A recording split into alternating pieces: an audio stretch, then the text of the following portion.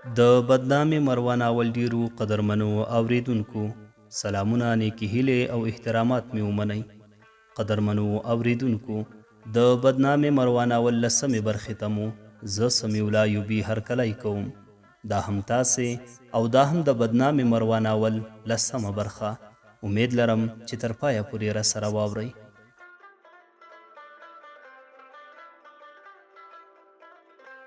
د حمام مشر راته وویل ورشه لباس دې بدل کړه، په حساب پسې به دې څو ورځې وروسته راشي. روان شوم، له لباسخانې مې خپل لباس راواغوستلو، واپس راغلم، خدای پاماني مو وکړه. انجینر مې تر مخ شو، موټر ته وختلو، حرکت مو وکړو. د همدې حرکت په پیل کې موبایل راوویستلو، لږ لږ غږ مې اورېدلو، د کومې ښځې سره په ګپ شو. وروسته له خبرو پوه شوم چې خپله ښځه یې ده، خو ما ټوله لار سترګې په ده کې خښې کړې وې. چون له یوې خوا یې څېره لا هم بیخي اشنا راته ښکارېده، بل خوا یې د بیدارۍ او ښکلې دنګې ځوانۍ سربیره شاته پریښو په ولیو پرتو او واپس پورته ورکوله ویښتو بل شان خوند ورسره کولو. خو په هر حال تقریبا د نیم ساعت په تېرېدو سره دفتر ته راورسېدو. که څه هم ډېر لرې نه وو، رابندي وه، که نه د 5 دقیقو لار نه وه. تر رسېدو سره سم د دفتر ساتونکي دروازه خلاصه کړه چې ورننوتلو ډېره یوه ښایسته حویلي وه. ټوله ځمکه چمن ګلان او ګلدانۍ وې. د ګلدانونو منځ کې نرۍ په مزایکو پوښل شوې لارې پکې تېرې وې. ورتیر شو، وړاندې یوه وړوکي 3 پوړه تعمیر ته چې ډېره ښایسته نقشه یې وه، وردننه شو. د دې لاندني پوړ ډېره برخه یوه سالون نیولې وه چې په قالینو فرش و، میزونه او چوکۍ پکې ایښې وې. د مهمانخانې کار یې ترې اخیستلو. هاخوا پاتې نوره څه برخه یې اشپزخانې نیولې وه. 2م پوړ یې د بېلابېلو دندو مخته وړونکو کارمندانو شعبې وې. 3م پوړ مکمل خپله د همدې انجینر دفتر و. دفتر ته له رسېدو سره سم زنګ ورته راغلو. موبایل یې وکې کړو، تقریبا 5-6 دقیقې د چا سره ښه په ټوکو ټکالو او خندا وغږېدو. فکر کړم بیا یې هم ښځه وه، ځکه آخر کې د ایاز په نوم ماشوم پوښتنه ترې وکړه. د وخت په تېرېدو مې وپېژندو، ایاز یې زوی و. د زنګ تر قطع کېدو وروسته یې ما ته مخ راواړولو، راته ویې ویل نوم دې څه دی؟ ما ورته وویل نوم مې اکبر دی. راته ویې ویل اکبر جانه دفتر خو دې ولیدو؟ ما ورته وویل هو. راته ویې ویل ښه ورورکه، بس همدلته لاندې باندې به ګرځې، کوم کاغذ ماغذ پاڼې یا بل داسې څه دی چې ولیدل ټولوه یې، کسه په دانۍ کې اچوه. د جمعې په ورځ دې که په دې دهلیزونو لږ اوبه در سره تېرې کړې هم به ډېر ښه شي، بس ستا مسؤلیت به همدومره وي. ما ورته ویل سمه ده.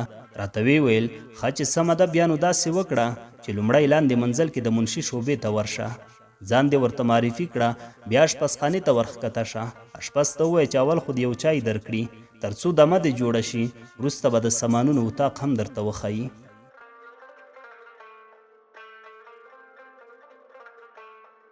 همداسې مې وکړل. لومړی منشي ته راغلم. منشي مې نوم، د داخلېدو نیټه او د پیژندپاڼې له مخې ادرس کتاب ته ورسولو. بیا لاندې منزل کې اشپزخانې ته راغلم. اشپز ته مې د ځان تر معرفي کولو وروسته د سامانونو د اتاق راښودلو وویل. که څه هم انجینر راته وویل، خو ما اشپز ته د چای څښلو خبره ونه کړه. ولې اشپز ډېر ښه سړی و. خپله یې میز ته ایښې چوکۍ ته په اشاره سره وویل ته کښېنه، یو ګیلاس چای وڅښه. مسکا په کولو سره یې پسې زیاته کړه. اتاق نه، اتاقونه به بیا درته وښایم. ما ورته ویل مننه، اشتیا نه لرم، چای څښلو وخت هم نه دی. راته ویې ویل اوهو، د چای لپاره چا وخت تعین کړی؟ کښېنه زوروره. نور ما هم نو ونه کړل، کښېنستم. پخته ساله میانه چاغ اشپز کاکا کمه زیړ رنګه کونډۍ ږیره خوروله، ځان سره په ټیټ آواز زمزمه کوله. چای را تیار کړو. له چای څښلو وروسته مې تر مخ شو. د اشپزخانې تر څنګ د اتاق ور یې خلاص کړو. اتاق کې د غټ او وړو برشونو او سطلونو علاوه رنګارنګ میکروب ضد تعمیر مینځلو مایع ایښې وې. اشپز کاکا خندنی شو، راته ویې ویل نور دا ته دا د سامانونه؟ ما ورته ویل ښه مننه. تر دې خبرې وروسته اشپز رانه روان شو. څو قدمه تللی و، بیا مې غږ پسې وکړو کاکا دفتر د کارمندانو لپاره ځانګړی لباس کار نه لري؟ راته ویې ویل انجینر اجاز پیسې درکوي، لباس کار به دې خپله ځان ته واخلې، دلته چې هر څوک نوي راشي پیسې ورکوي، تر هغو دې په همدغو لباس کې ګرځه. ما ورته ویل صحیح ده، مننه. اشپز مې د دې جملې په ورغبرګولو سره د خپلې اشپزخانې په لور رخصت کړو. ما مټې راونغاړلې. د انجینر د خبرې سره سم مې لومړی د یو نیم هاخوا دیخوا پراته کاغذونو په راټولولو شروع وکړه. کرار مې خپل ټول مسؤلیت ته غېږه ورکړه. زما علاوه دفتر 6 خدمتګاران نور هم درلودل چې 2 خپله همدا اشپز او شاګرد یې وو. دریم یوازې د مهمانخانې حفاظت کوونکی و. څلورم حویلي کې د چمن او ګلانو پالنه کوله. هغه 2 نور مسلح ساتونکي وو. زما کار دومره نه و، هسې به په تعمیر کې ښکته پورته کېدم. صرف د جمعې په ورځ د دهلیزونو او زینو مینځل څه ستونزمن و. نور ډیر ښه کار و. انجینر هم ډیر مهربانه او خوږژبی ځوان و. اگر چې دفتر ته به ډیر نه راتللو، په هفته کې به 1 یا 2 ځله راغلو، خو د راتلو سره به یې ډیره ګڼه ګوڼه شوه. میلمانه به ورسره وو. کله ناکله به چې تنها راغلو، بیا به نو زموږ هم ساعت ورسره تیر شو. بلا جالب مجلس یې کولو، اگر چې هغه به هم ډیری وخت په موبایل کې غږېدو.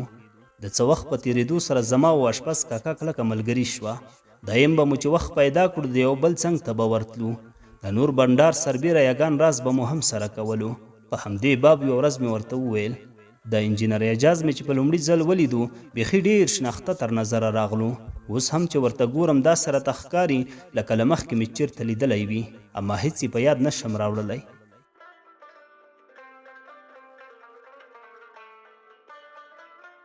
اشپز راغبرګه کړه، لیدلی به دې وي.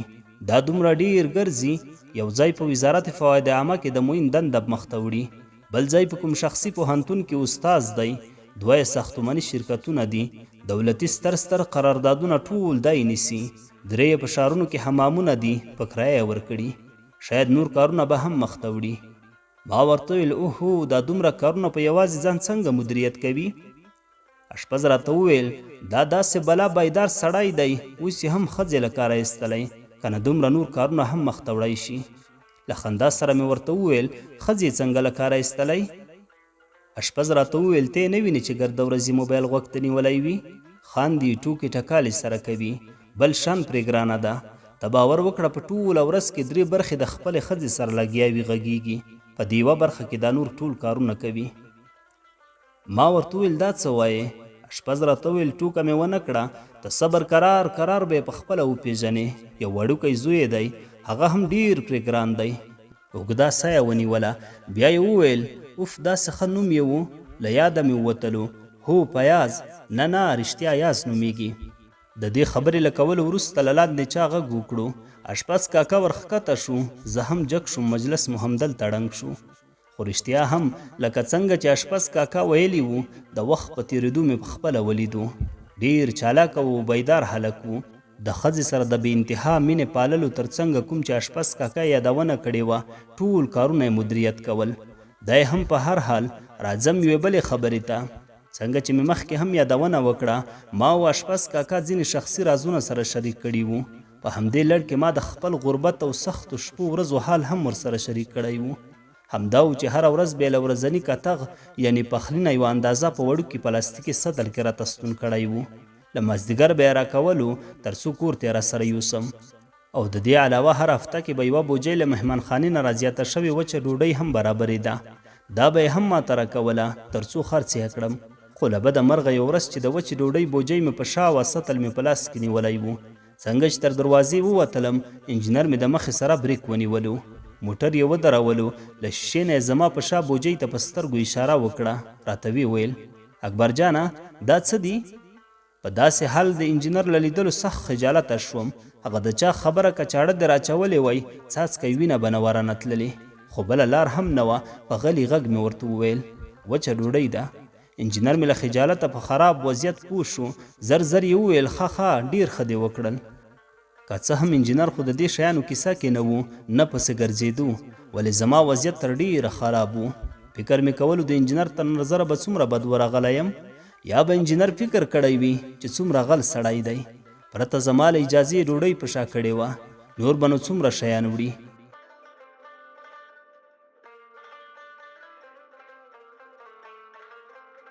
اما دا زما فکر و، ولې خبره برعکس وه.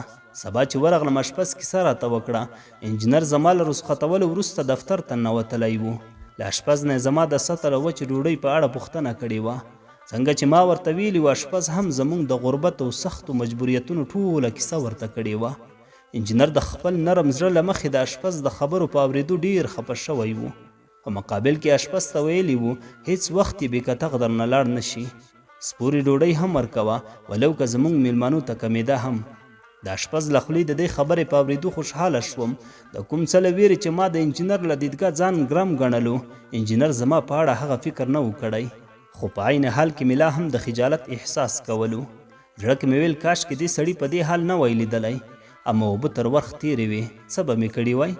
واپس مې په خپله صفاکارۍ پیل وکړو. له دې پیښې 2 ورځې تېرې شوې. انجینر دفتر ته رانغلو. 4مه ورځ تقریبا 10 بجې وې. په 2م پوړ کې مې په خپل کار اخته وم. د دروازې کړپا شوه. تر کړکۍ مې ور وکتل، ساتونکي دروازه خلاصه کړه. د انجینر موټر حویلۍ ته راننوتلو. وړاندې راغلو سره د یو وړوکي ماشوم له موټر نه راښکته شول. لاندیني پوړ کې د مهمانخانې له محافظ سره د سلام علیک غږ ولګېدو. بیا د اشپز سره جوړ په خیر وکړل. زه نو زر په صفاکارۍ اخته شوم. د سترګو تر کنجو زینو ته ګورم چې اوس به راجګېږي، اوس به راجګېږي. د سړي وخت ووتلو چې کتل مې اشپز د زینو له نیمایي نه غږ راوکړو. راته ویې ویل راشه انجینر دې غواړي. د ښځو په اصطلاح زړه مې د پښو تر تلو تیر شو. ویرېدم چې د هغه ورځې ډوډۍ ایستلو څه غم نه وي، خو بله چاره نه وه، ور روان شوم. انجینر مهمانخانه کې په کوچ ناست و. سلام مې ور واچولو، ستړي مش مې وکړه. بیا مې ماشوم په 2 ګوتو نرم تر دې یوه اننګي ونیولو. د کېناستو سره سم انجینر د مخ پر اړولو سره راته وویل اکبر ګله تا پسې راغلی یم. د خاله نادیه څوک مریضان دي، دا 2 هفتې نه ده راغلي.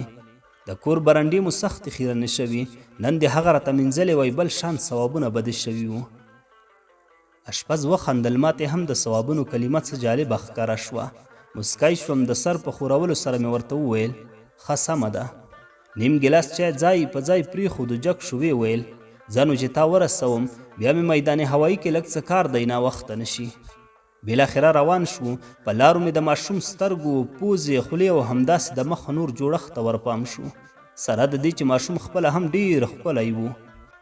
ولې سترګو، پوزې، اننګو ته په کتو یې د ماشوم له وجود او ښکلا هاخوا بهر یو قسم ډېر مزیدار خوند مې ترې احساسولو. هیڅ نه پوهېدم چې دې کې څه راز دی. ولې مې دې ماشوم ته کاته عشقي حواس راپاروي، او په عین حال کې لکه مخکې له مخکې مې چې ډېر لیدلی وي. تر پلار نه یې ډېر شناخته راته ښکارېدو، سره د دې چې لومړی ځل مې و چې ومې لیدو. زړه کې مې وویل انجینر به کوم تعویز ماویز کړی وي، څنګه ټول د شناخته ښکاري.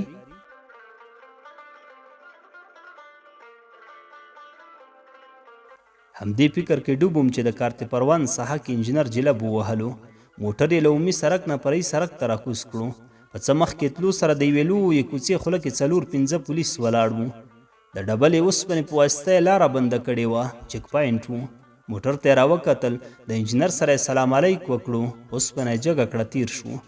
د کوڅې دواړو خواو ته ډېر ښایسته تعمیراتي کورونه وو. د ځینو دروازو مخکې ساتونکي هم ښکارېدل.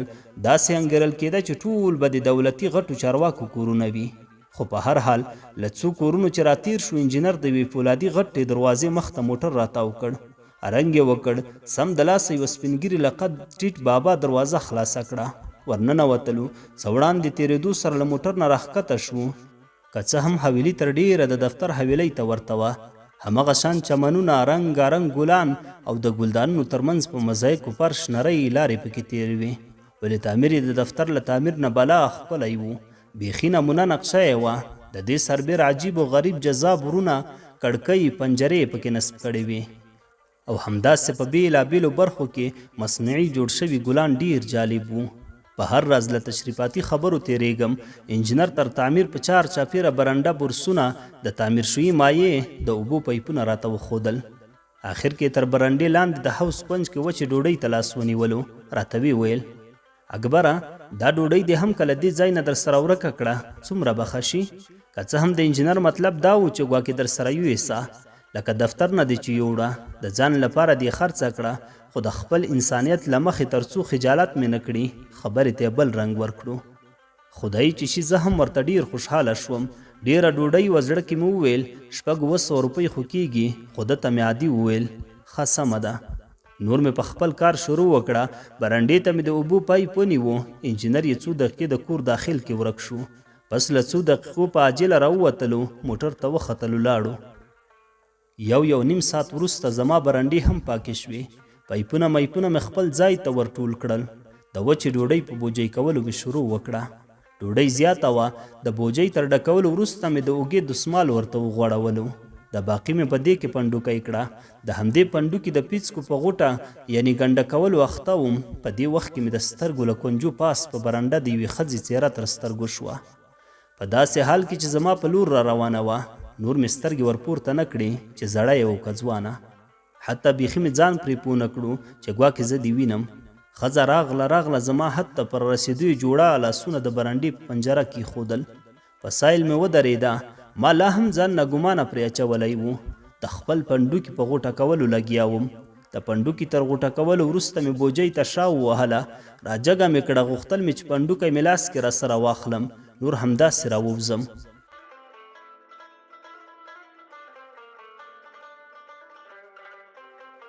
خو څنګه چې مې پنډوکي ته لاس کړو، ښځې غږ وکړو: اکبر نه یې؟ فکر کړم د پاس منزل له کړکیو نه یې شک راباندې کړی و. په حیرانتیا مې سترګې ورپورته کړې چې وتکه سپینه د سپوږمۍ په شان ښکلې او لکه تازه د واده په تخت ولاړه ناوې سینګار کړې نجلۍ ولاړه وه. که څه هم ډېر وخت وتلی و، قوارې څه ناڅه تغییر کړی و چې هغه شوې وه. بل خوا ښکلا یې هم بیخي سرشاري کوله، خو په پاکو چالاکه سترګو او د ننګي له پاسه د پرې کړو ویښتو په لام مې فوراً وپېژنده چې مروه ده. د دې سربیره همغه ورځ په خوب کې مې چې سیلاب ته وغورځوله. د سیلاب منځ کې چې د ښکلي ځوان سره په تخت ناسته وه، عین شان سینګار کړې وه او همدغه اوسنۍ جامې په تن وې. کټه مټه ښکلا یې پنجوله او ورسره پیوست دا خبره هم ذهن ته راغلله: اوهو، هغه ځوان خو همدا انجینر و چې مروه سره د سیلاب منځ کې په ګلپوشکړي تخت کې ناست و. ځکه شناخته راته ښکارېدو. خو په هر صورت څنګه چې مې وپېژندله، پرته له دې چې د خبرې ځواب یې ورکړم، په شاکړې بوجۍ مې واپس ښکته په شا وښویوله. ځمکې ته مې خطا کړه. قدم مې ور واخیست په داسې حال کې چې مروه مې د سینې په اندازه جګه د برنډې په څنډه ولاړه وه. د پنجرې له دې خوا مې پښو ته سر ور ټیټ کړو. د ټیټېدو سره سم مې ورته وویل: ما وبخه، د خدای په لحاظ همدومره سزا مې بس ده. په کوم حال مې چې وینې او څه چې په ما تیر شول، یو الله ولیدل. دا هر څه ستا له ازار پرته نور هیڅ نه دي.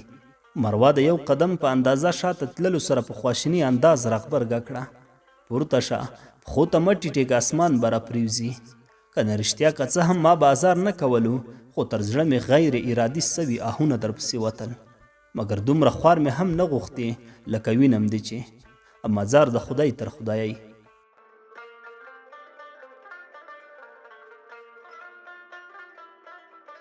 له دې خبرې وروسته یې دواړه لاسونه ورجګ کړل.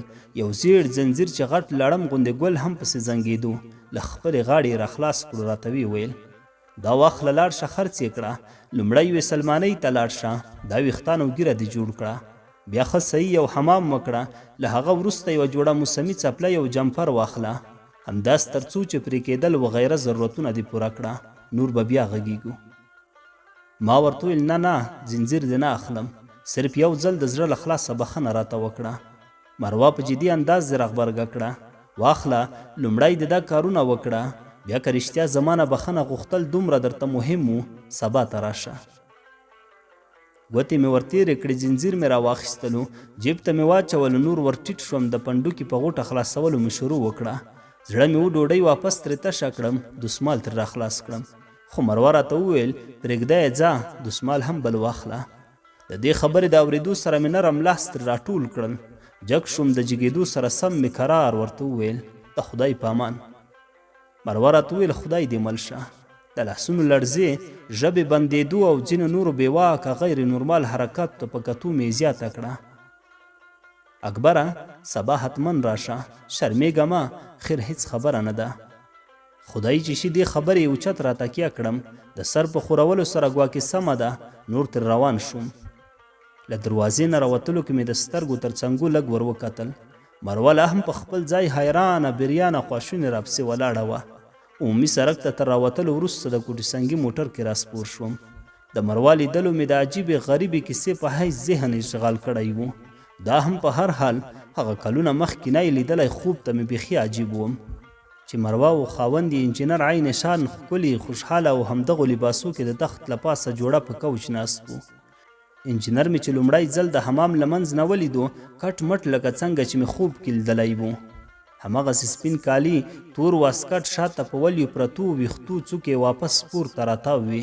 بل شان خوند یې ورسره کولو. د دې سربیره جوخ دا هم ذهن ته راغلل، اوهو هغه پرون مې د انجینر ماشوم زوی ته په کتو چې حواسو د عشق رنګینې هواوې کولې، دې کو خو د مروا رنګ و.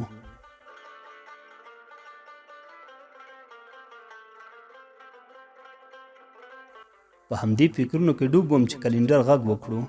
بیا ان پاین شوین چې سترګې مې وغړولې کوټ سنګي ته را رسېدلی وم. راښکته شوم، د مروا د خبرې مطابق لومړی طلاپروشي ته ورننوتلم. زنځیر مې چې له جیب نه راوویستلو، یو قسم د مروا د بدن مزیداره خوشبويي ترې جګه شوه. زر مې په موټي کې راټول کړو، د څو لحظو لپاره مې کلک په اننګیو پورې ونیولو. وروسته مې زرګر ته ورکړ. بالاخره په 32,000 افغانۍ مې پرې خرڅ کړو. که څه هم په خرڅولو مې بالکل زړه نه کېدو، خو هغه متل دی چې مجبوري د خدای په سپینه راولي. خلاصه د زنځیر تر خرڅولو وروسته لومړی سلمانۍ ته لاړم. ویښتان او ږیره مې هغه د محصلۍ د دورې غوندې ښه په طبیعت جوړ کړل. بیا مې حمام وکړو څنګه چې مروا ویلي وو. له دې وروسته مې 2 او 3 جوړه ښه ښایسته روزي موډ لباسونه راونیول چې حساب مې ورته وکړ، ټول ټال 15,000 افغانۍ مې مصرف کړې وې. له باقي پیسو مې 3,000 نورې هم رابېلې کړې. 2.5 کیلو غوښه، ترکاري، 4-5 نوعه تازه موسمي میوه مې راسره واخیستل. د کور په لور روان شوم. ناوخته د ماښام سا په ختو وه. کور ته ورسېدم. مور او خویندې مې د خوشحالۍ ترڅنګ زما په پخواني سټایل ګیرې او ویښتان جوړېدو او همدارنګه د رنګارنګ لباسونو وغیره سودا راوړلو د پیسو سرچینې ورښودلو په پاره خولې وازې نیولې وې. ما هم ډېرې انتظار ته ور نه کړې، ولې بیا هم لومړی مې جیب ته لاس کړو. پاتې 19,000 افغانۍ مې راوویستلې. د مور او خویندو تر مخ مې کېښودې. ورته ومې ویل دا پیسې واخلئ، لباسونه یې کوئ، چکرې پرې وهئ، کومو خوړو ته مو زړه کېږي پرې اخلئ. مقصد هر څنګه مشتبیت وي همغه شان یې مصرف کړئ. خاص د همدې لپاره خدای را کړي. پاکې صفا حلالې پیسې دي. آینده کې هم هیڅ ستونزه نه لري. نه مې له چا غلا کړې، نه مې را قرض کړي. نور مه پسې ګرځئ. که څه هم مستقیم مې ورته ونه ویل چې د کومه مې کړې، خو دا چې له مخکې نه مې هیڅ وخت دروغ نه و ورته ویلي، په دې خبره مې هم باوري شوې. نور د دوی په تندیو هم د خوښیو د متر ستنې 180 ته جګې شوې. مور مې لاس ورښکته کړو. د پیسو راجګولو سره یې مدینې ته سترګې ونیولې. په مسکا سره یې ورته وویل، مدینې سهار مې درته ونه ویل چې پیسه دار کېږو؟ بېګا مې مردارۍ په خوب لیدلی. د دې خبرې په کولو سره موږ ډېر ورته وخندل، خو په هر راز تر څو خبرې مې زیاتې نه شي، له کورنۍ یا هم د مور او خویندو له مجلس نه راتېرېږم. لنډو کې به یې ووایم چې شپه تېره شوه، سهار له چای خوړلو وروسته مې په نویو لباسونو کې تر ټولو ښکلی لباس واغوستلو. په ویښتو میښتو مې ګوتې ووهلې. نور نو د مروا سره د کړې وعدې له مخې ور روان شوم.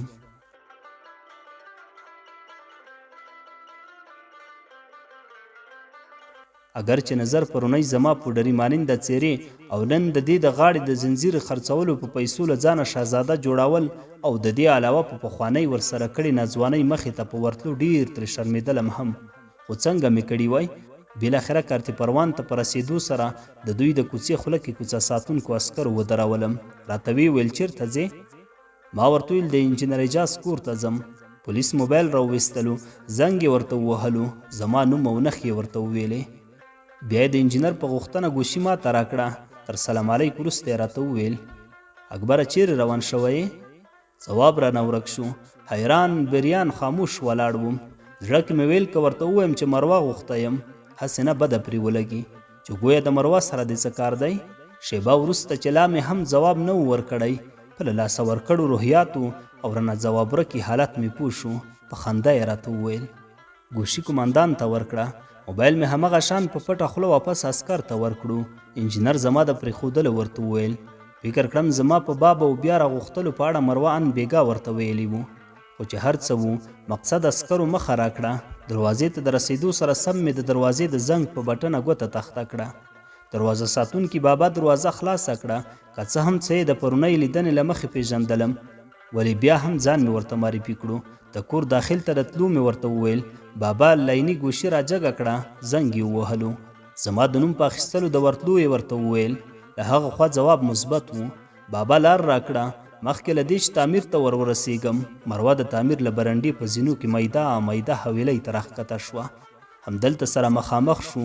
د 3-4 متره فاصلې په لرلو سره مې سلام ور واچوو. په ټیټ اواز یې د سلام ځواب راکړو. بیا د سترګو په معمولي حرکت چپ لاس ته د ګلانو په منځ کې میز او چوکیو ته اشاره وکړه. ورتاو شوم خو قدم مې ونیولو دا مې تر مخ کړه. چمن کې لکه د ودونو تالار کې د توام خورۍ دوه ګرد میزونه ایښي وو. چوکۍ ورچاپېره وې. مروه همدا د مخې میز کې کېناسته. زه وړاندې دوهم میز ته ورتیر شوم چې تقریبا 1.5 متر د دې مخې له میز نه هاخوا ایښی و. مخامخ ورته کېناستم. په دې وخت کې فکر کړم انجینر زنګ ورته ووهلو. چوندې ورته وویل هو راورسېدو، دلته راسره ناست دی. نور خدای زده هغه څه ورته ویل، غږ یې نه اورېدو خو دا ورته مسکی کېدله. د ټلیفون له بندېدو سره سم یې ما ته مخ راواړولو. په تونده لهجه یې راته وویل